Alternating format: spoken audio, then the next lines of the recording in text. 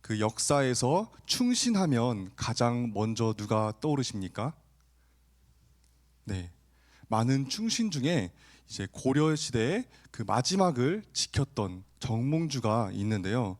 이 이방원의 회유 앞에서도 이 몸이 죽고 죽어 100번 고쳐 죽어라는 그런 단신가를 하면서 그렇게 노래하며 자신이 섬기던 그 왕과 나라를 위해서 목숨을 바친 그의 절개는 지금까지도 기억되고 있습니다. 혹시 성도님들 중에 이러한 충신 같은 분을 옆에 두신 분 계신가요? 네. 혹시 지금 옆에 계시진 않나요? 네, 남편 또는 아내가 되실 수도 있죠. 네, 저는 없습니다. 부럽습니다. 네. 네. 그런데 성경을 보면 예수님께도 이런 정몽주 같이 충신 같은 제자가 있었습니다. 바로 베드로입니다. 본래 이 베드로는 갈릴리의 어부였던 이 시몬 베드로는 주님의 부르심을 받은 후에 그 누구보다 뜨거운 열정으로 예수님을 따랐습니다. 그랬던 베드로가 예수님을 부인하고 또 배반하며 낙심하고 죄책감 속에서 그 주님 곁을 떠나 다시 어부의 자리로 가는 모습을 우리가 성경에서 보게 됩니다. 그런데 놀라운 것은 주님을 떠나 다시 세상으로 돌아간 이 베드로가 수많은 이방인들에게 복음을 전하고 또 초대교회에서 기초가 되며 그 베드로의 설교를 듣고 수천이 넘는 사람들이 회심하고 예수님을 믿게 됩니다. 그리고 마지막 순간까지 이 베드로는 예수님을 전하다가 그렇게 순교했습니다. 예수님을 부인하고 저주까지 하고 낙심하며 그렇게 절망하고 있던 그 어부로 돌아간 그 베드로가 어떻게 다시 예수님을 전하며 또 후대에 존경받는 사도가 될 수 있었을까요? 그것은 바로 오늘 말씀에서 나오듯이 회복입니다. 오늘 말씀을 통해 베드로가 어떻게 회복되었고 그 베드로의 삶을 통해 은혜 받는 시간 되시길 소망합니다.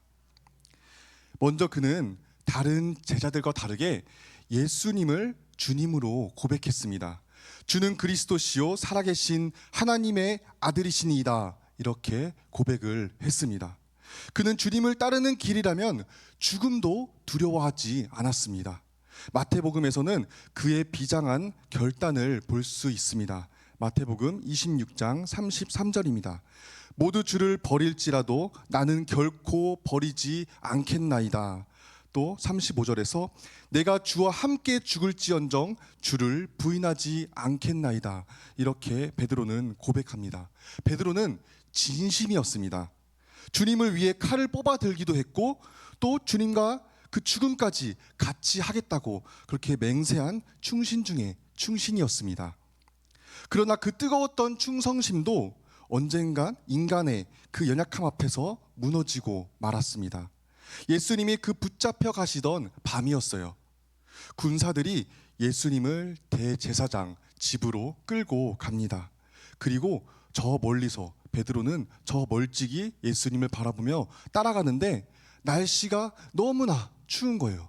날씨가 겨울에 추워서 이제 보고 있는데 저 문 앞에 사람들이 모여서 불을 쬐고 있는 겁니다. 그래서 베드로도 그곳에 가서 같이 함께 불을 쬐입니다.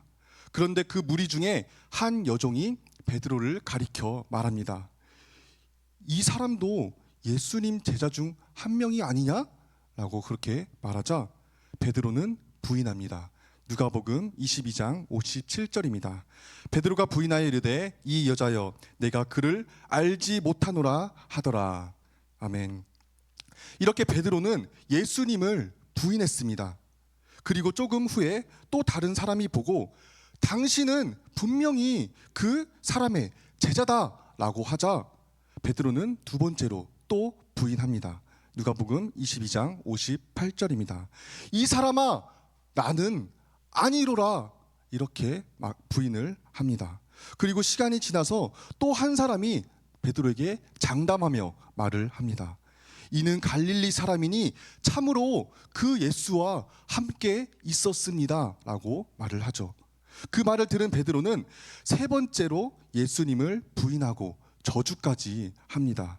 마가복음 14장 71절입니다. 그러나 베드로가 저주하며 맹세하되 나는 너희가 말하는 이 사람을 알지 못하노라 하니, 이렇게 베드로는 총 3번을 부인합니다. 베드로는 이 주님의 예언대로 3번씩이나 부인을 했습니다. 심지어 마지막에는 저주하며 그 예수님을 저주하며 모른다고 했습니다. 그런데 그 순간 놀라운 장면이 기록되어 있습니다. 누가복음 22장 61절 상반절입니다. 함께 읽겠습니다. 시작. 주께서 돌이켜 베드로를 보시니, 아멘. 내가 3번 나를 부인하리라 하심이 생각나서, 아멘. 여기서 주께서 돌이켜 베드로를 보시니라고 나오는데요. 여기서 이 보시니라는 그 단어를 원어로 보면은 엔 블레포라고 나와 있어요. 원래 이 보다라는 단어는 블레포인데 그냥 블레포가 아닌 엔 블레포라고 말하고 있어요. 이 단어를 사용하는 것은, 이 엔 블레포라는 이 표현은 바로 우연찮게, 내가 그냥 우연찮게 본 것이 아니라, 그냥 어쩌다가 내가 그걸 본 것이 아니라, 잠깐 마주친 게 아니라 내가 집중해서 시선을 고정하고 쳐다보았다는 의미입니다. 그 베드로가 3번 부인하는 모습을 예수님이 보았을 것입니다. 이때 예수님은 배신의 현장에 서 있는 그 베드로를 뚫어지게 응시하고 계셨던 것입니다. 그리고 베드로는 예수님과 마주쳤고 곧 닭이 울었습니다. 그제서야 베드로는 예수님이 하신 말씀이 떠올랐습니다. 누가복음 22장 61절 함께 읽겠습니다.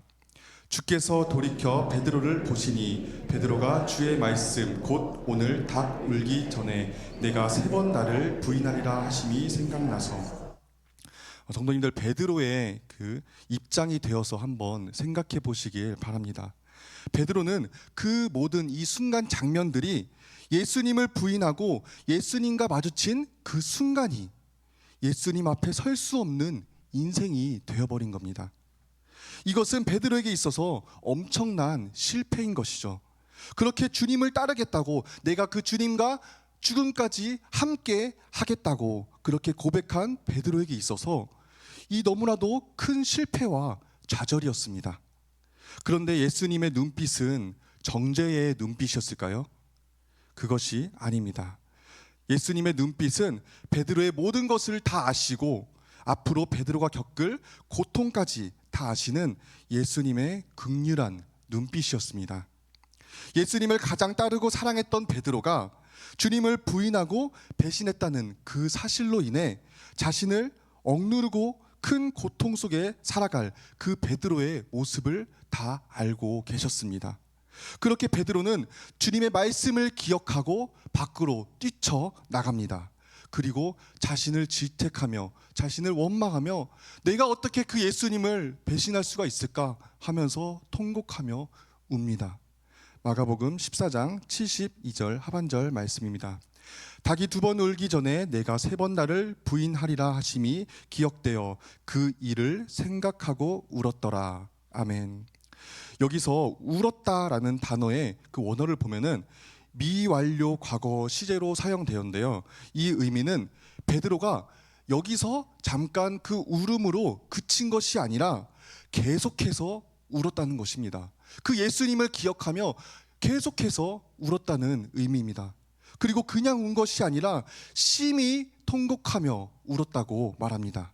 마태복음 26장 75절 하반절입니다. 밖에 나가서 심히 통곡하니라. 여기서 심히로 번역된 이 표현은 신약 성경에서 단 2회밖에 나오지 않습니다.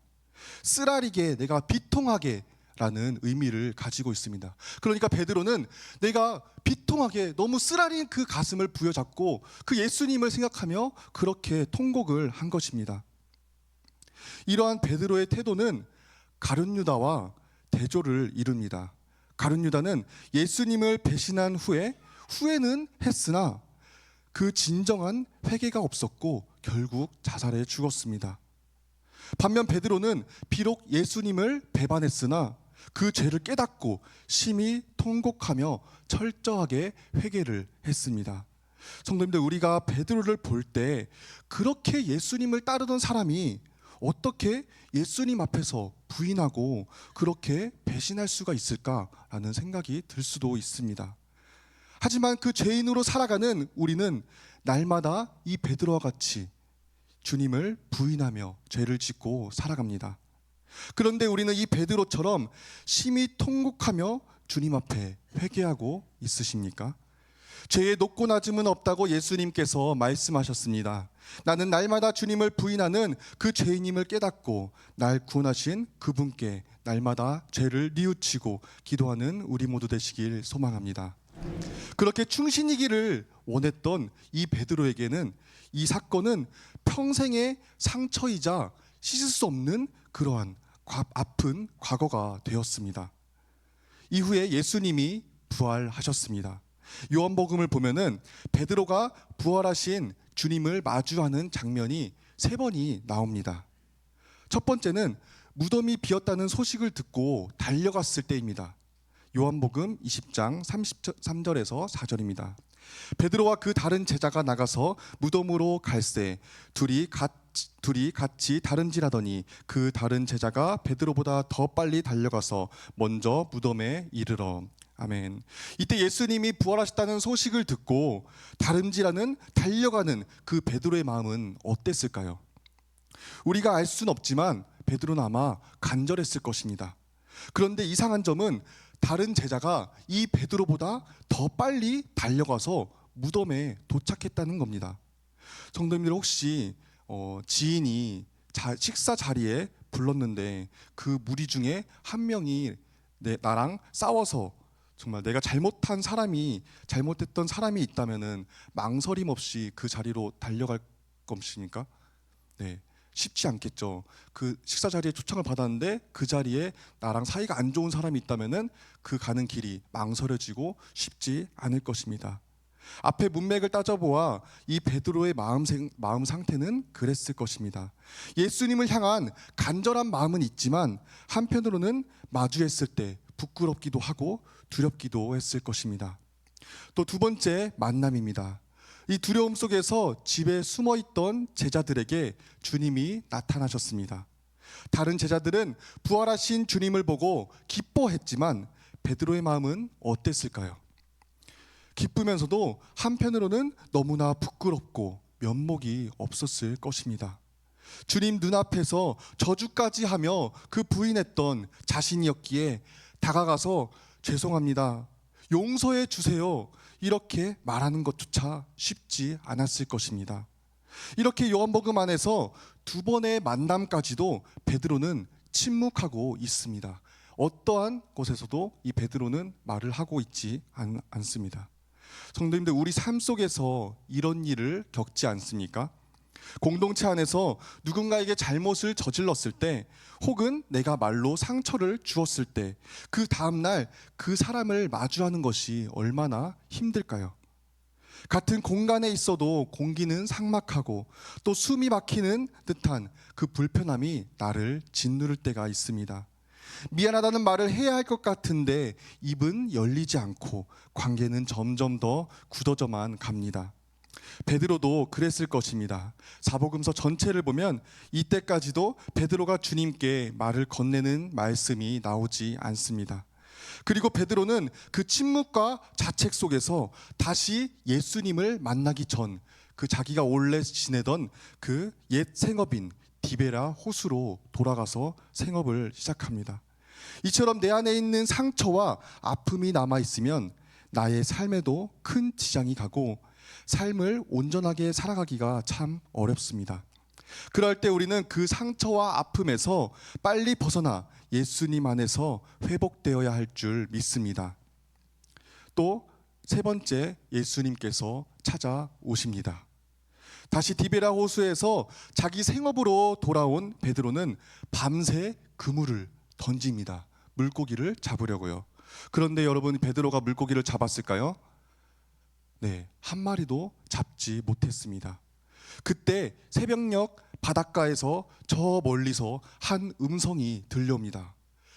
얘들아, 너희가 고기가 있느냐?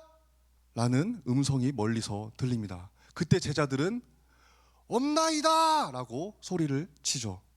자, 그리고 또 들려옵니다. 그물을 배 오른편에 던져라 라고 말을 하죠. 그래서 그 말씀대로 던졌더니 물고기가 너무 많아 그물을 들 수 없을 정도로 많이 잡혔습니다. 그때 한 제자가 베드로에게 외칩니다. 주님이십니다 라고 외치죠. 그 소리를 듣는 순간 베드로는 자기 몸에 겉옷을 두르고 그대로 배 위로 뛰쳐나가서 바다를 향해 뛰어듭니다. 요한복음 21장 7절 말씀입니다. 예수께서 사랑하시는 그 제자가 베드로에게 이르되 주님이시라 하니 시몬 베드로가 벗고 있다가 주님이라 하는 말을 듣고 겉옷을 두른 후에 바다로 뛰어내리더라. 아멘. 여러분, 이 장면을 한번 상상해 보십시오. 당시 이 보통 뱃사람들은 일을 할 때, 배에서 일을 할 때 옷을 벗고 일을 했다고 합니다. 그리고 이 베드로는 그 상황에서 주님이라는 그 소리를 듣는 순간 옷을 갖춰 입고 물로 뛰어들었습니다.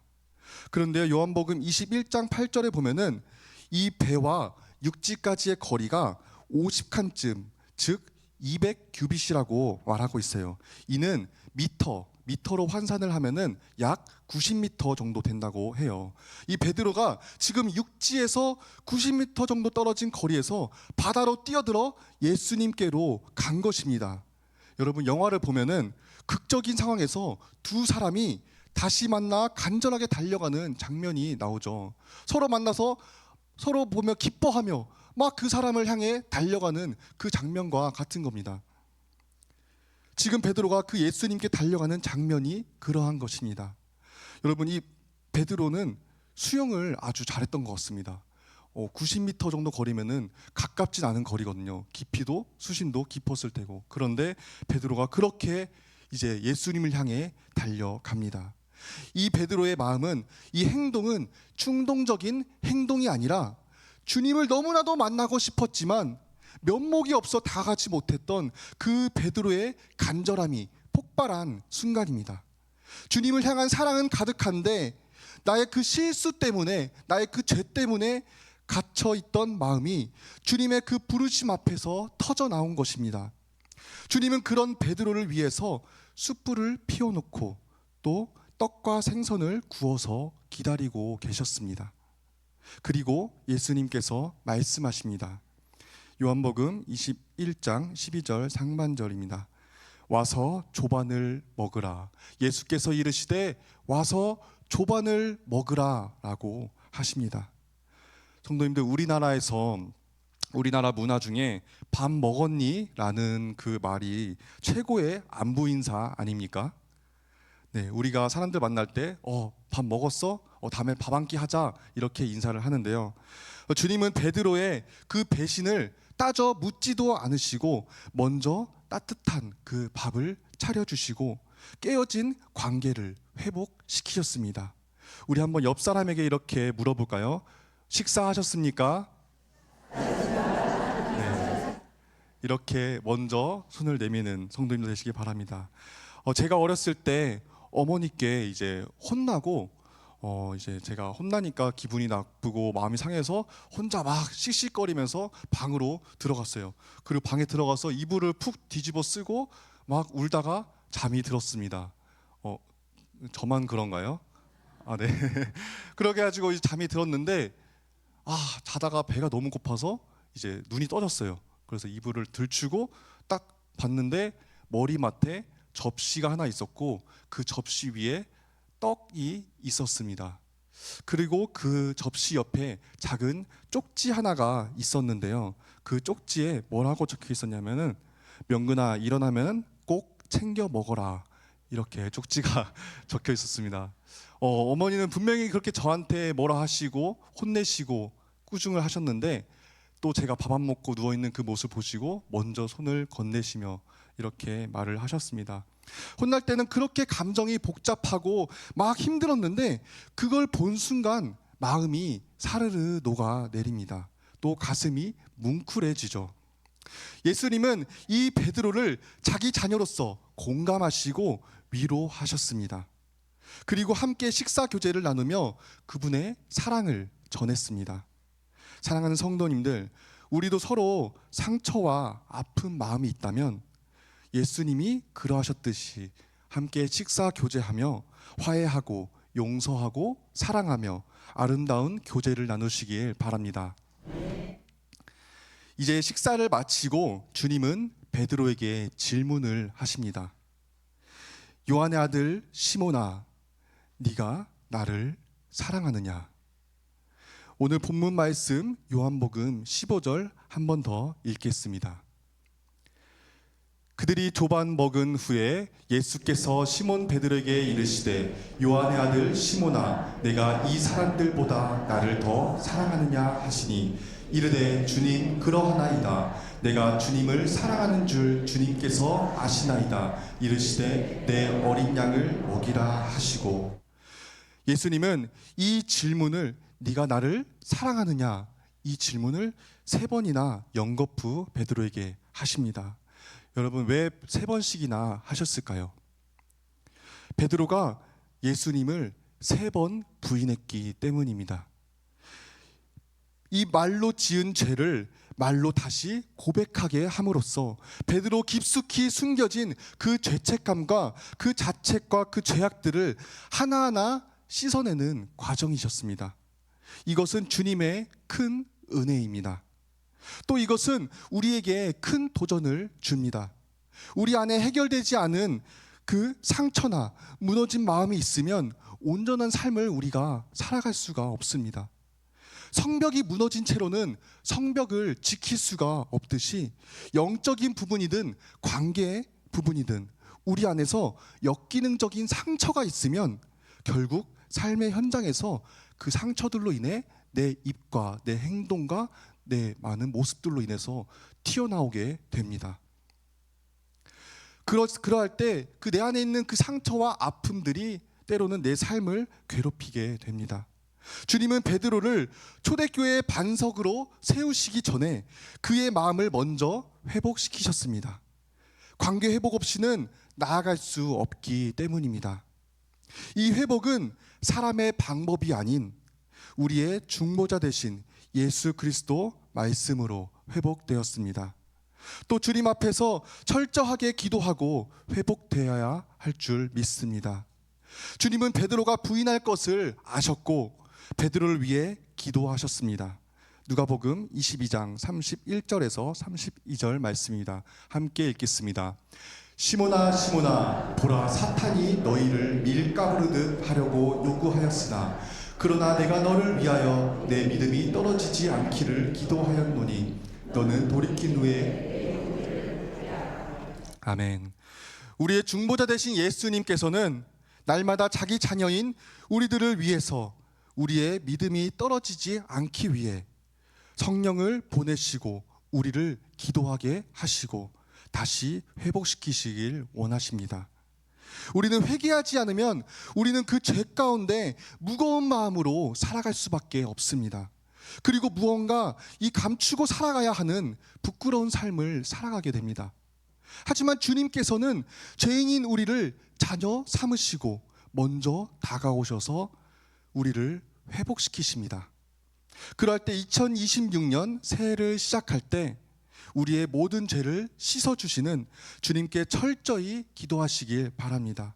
그리고 회복받고 새롭게 다시 일어나 다시 시작하는 성도님들 되시길 소망합니다. 결론을 말씀드리겠습니다. 성도님들, 놀라운 사실은 죄인인 우리에게 주님이 먼저 찾아오셨다는 것입니다. 베드로가 먼저 찾아간 것이 아닙니다. 주님이 그 바닷가로 실패의 현장으로 먼저 찾아오셨습니다. 이는 하나님의 작정 속에서 이루어진 오직 은혜입니다. 주님은 죄인 되었던 우리를 부끄럽지 않게 하셨습니다. 그 아담이 죄를 범하고 부끄러워서 그 숨었을 때 하나님께서는 그 아담에게 가죽옷을 지어 입히셨습니다. 로뎀나무 아래에서 지쳐 쓰러져 있는 그 엘리야에게 하나님께서는 천사를 보내셔서 떡과 물을 그렇게 건네십니다. 또 아무도 만나주지 않았던 그 사마리아 여인에게 예수님께서 먼저 찾아오셔서 영원히 목마르지 않는 물을 주셨습니다. 이것은 아무 값없는 하나님의 은혜이며 사랑인 줄 믿습니다. 그리고 주님은 베드로에게 물으십니다. 네가 나를 사랑하느냐? 이 질문은 베드로에게만의 질문이 아닙니다. 우리 모두에게 하시는 말씀이신 줄 믿습니다. 주님은 우리를 자녀로 택하시고 우리를 회복시키기 위해 질문하십니다. 네가 나를 사랑하느냐? 그리고 우리의 고백을 들으시고 회복시키는 줄 믿습니다. 베드로는 고백했습니다. 주님, 그러하나이다. 내가 주님을 사랑하는 줄 주님께서 아시나이다. 라고 베드로는 고백합니다.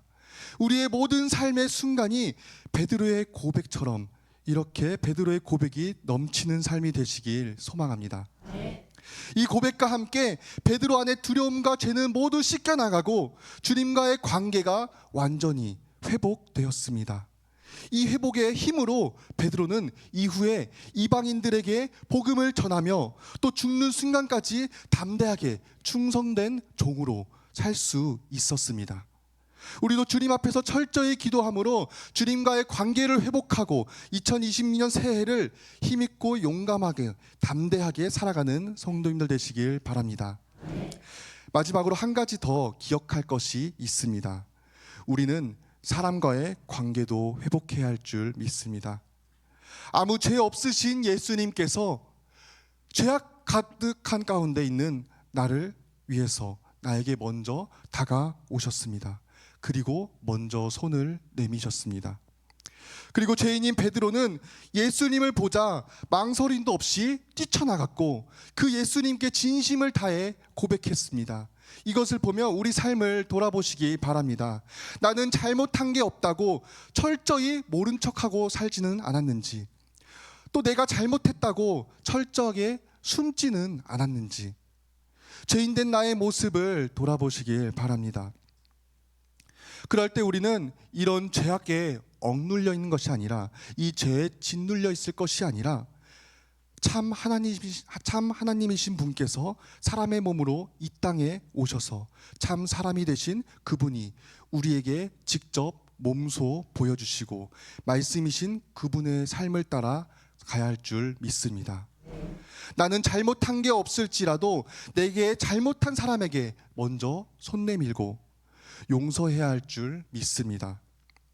그리고 내가 잘못해서 자책과 두려움 속에 있더라도 베드로와 같은 용기와 그 간절함을 가지고 적극적으로 다가가서 고백하며 화해하며 사람과의 관계를 회복해야 할 줄 믿습니다. 하지만 죄인인 우리에게 있어서 이러한 일들이 정말 어려울 수 있습니다. 하지만 예수님께서는 이렇게 말씀하셨습니다. 요한복음 14장 12절 말씀입니다. 함께 읽겠습니다. 내가 진실로 진실로 너희에게 이르노니 나를 믿는 자는 내가 하는 일을 그도 할 것이요 또한 그보다 큰 일도 하리니 이는 내가 아버지께로 감이라. 아멘. 예수님은 하늘 우편에 앉으시고 믿는 자들에게 성령을 보내주셔서 예수께서 하신 일을 하게 하시는 줄 믿으시기 바랍니다. 그것이 성령님의 능력인 줄 믿습니다.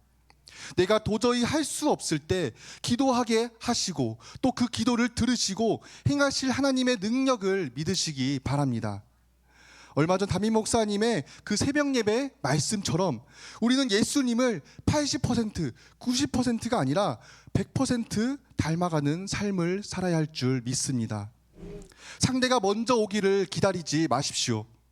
주님이 우리에게 그러하셨듯이 우리가 먼저 다가가 손 내미는 것이 진짜 관계 회복의 시작입니다. 무너진 관계가 회복될 때 우리는 비로소 온전한 주의 종으로 쓰임받을 줄 믿습니다. 오늘 이 사건, 이 베드로의 사건을 통해 주님의 그 시선과 마주하며 내 죄를 고백하고 내 안에 오셔서 나를 먹이시고 회복하시는 그 주님을 고백하며 2026년 새해에는 무너진 모든 관계가 회복되고 다시 시작하며 힘있고 담대하게 하나님의 능력을 행하는 은혜가 여러분 성도님들 가운데 있으시기를 소망합니다. 우리 시간 함께 찬양 드리겠습니다. 이 시간 함께 찬양하실 때 나의 죄를 씻어주시고 날 새롭게 회복하여 주시고 이제는 주님 마음 닮아서 주님을 따라가는 삶을 살겠다고 그렇게 주님의 뜻이 이루어지길 고백하며 함께 찬양하겠습니다. 보소서 주님 나의 마음은 선한 것 하나 없습니다. 그러나 내 모든 것 주께 드립니다. 사랑으로 안으시고 날 새롭게 하소서. 보소서 주님, 보소서 주님 나의 마음은 선한 것 하나 없습니다. 그러나 내 모든 것 주께 드립니다. 사랑으로 안으시고 날 새롭게 주님 마음 내게 주소서. 주님 마음 내게 주소서. 내 아버지 주님 마음 내게 주소서. 나를 향하신 주님의 뜻이 이루어지도록 주님 마음 내게 사랑을 가르치소서. 내게 사랑을 가르치소서. 당신의 마음으로 용서하게 하소서. 주의 성령 내게 채우사 주의 길 가게 하소서. 주님 당신 마음 주소서. 주의 성령 내게 채우사 주의 길 가게 하소서. 주님 당신 마음 주소서. 주님 마음 내게 주소서. 주님 마음 내게 주소서. 내 아버지 주님 마음 내게 주소서. 나를 향하신 주님의 뜻이 이루어지도록 주님 마음 내게 주소서. 이 시간 함께 기도하실 때 이전에 나의 모든 죄를 고백하고 회개하고 주님과의 관계가 깨끗이 회복되어 2022년 새해부터 온전히 주님의 기쁘신 뜻에 따라 주님의 능력 안에서 힘있고 담대하게 살아갈 수 있기를 기도하시며, 또 이전의 사람과의 관계 속에서 무너지고 회복되지 않은 것이 있다면 이제는 주님 마음 닮아 먼저 다가가 손 내미며 용서할 수 있는 마음 달라고 기도하시고, 내 잘못이 있다면 감추지 않고 화해할 수 있는 마음과 용기를 주시는 성령님의 은혜를 간구하며 이 시간 주여 한번 부르짖고 기도하시겠습니다. 주여, 사랑하는 하나님, 우리에게 먼저 찾아오시고 손을 내미시고 우리를 구원하시고 그렇게 사랑을 베풀어 주시면 감사합니다. 우리가 죄인 되었을 때 정말 우리를 버려두지 않으시고 우리를 택하서 주님의 자녀로 삼으셔서 우리를 구원하심을 고백합니다. 하나님, 그럴 때 나도 그 예수님 마음을 닮아 먼저 사랑의 손을 내밀며 관계를 회복하며 그 주님의 삶을 따라가는 삶을 살아갈 수 있는 은혜를 베풀어 주옵소서.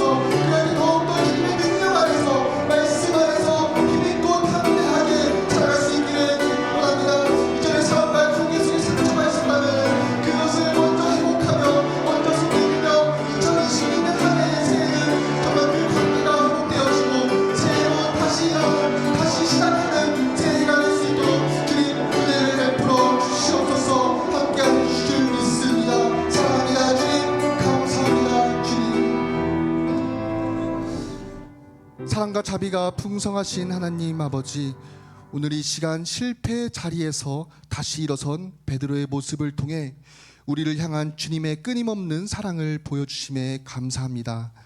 주님, 우리는 베드로처럼 결코 주님을 버리지 않겠노라 고백하면서도 삶의 작은 유혹과 두려움 앞에 너무나 쉽게 주님을 부인하고 일찍이 멀찍이 떨어져 살았던 연약한 죄인임을 고백합니다. 자책과 죄책감에 갇혀 자꾸만 주님과 멀어지려 했던 우리의 모습을 용서하여 주시옵소서. 이제는 우리가 날마다 주님의 시선을 마주하기 원합니다. 우리의 모든 것을 다 아시는 주님 앞에 용서를 구하며 날마다 하나님께 가까이 하여 기도를 쉬는 죄를 범하지 않게 하여 주옵소서. 그러할 때 베드로를 회복시키셨던 것처럼 우리 마음의 죄와 상처를 깨끗이 회복시켜 주시고 주님과의 관계가 회복되므로 이제는 주님 마음 닮아 곁에 있는 이들과의 관계도 회복되기를 소망합니다. 주님이 우리에게 먼저 찾아오신 것처럼 우리도 자존심과 억울함을 내려놓고 먼저 다가가 용서와 화해의 손을 내밀 수 있는 용기를 주시옵소서. 내 힘으로는 할 수 없으니 성령 하나님께서 우리의 마음을 주장하여 주셔서 주님을 100% 닮아가는 삶이 되게 하옵소서.